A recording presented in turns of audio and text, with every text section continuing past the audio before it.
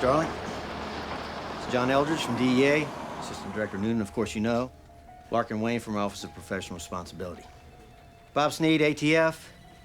Benny Holcomb, Assistant to the Mayor. And Paul Krendler.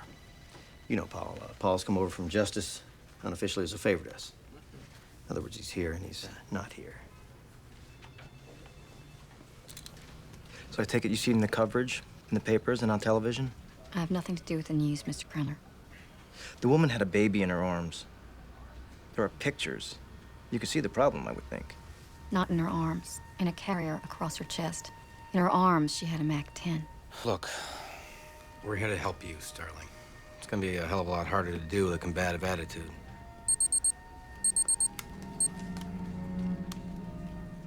Can I speak freely, Mr. Pearsall?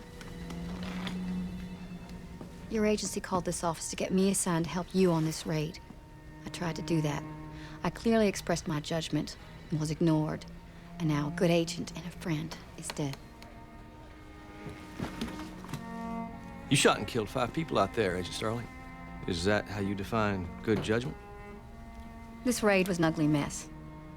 I ended up in a position where I had a choice of dying or shooting a woman carrying a child. I chose. I shot her. I killed a mother holding her child.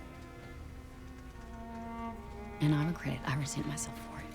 All right, gentlemen, I'm going to call a halt to this meeting and get back to you individually by phone.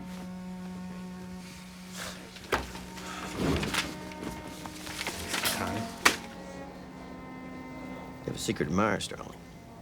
Isn't much to look at, but he does have friends in high places. Remember Mason Verger?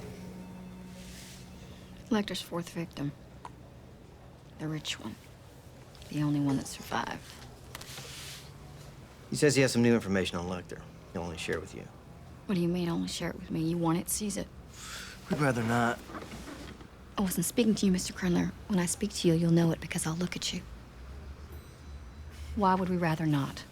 The last time he called was when we took Lecter off the 10 most wanted list. He was upset about that. We said, hey, that's life. He said, hey, this is a Senate Oversight Committee to make your life miserable.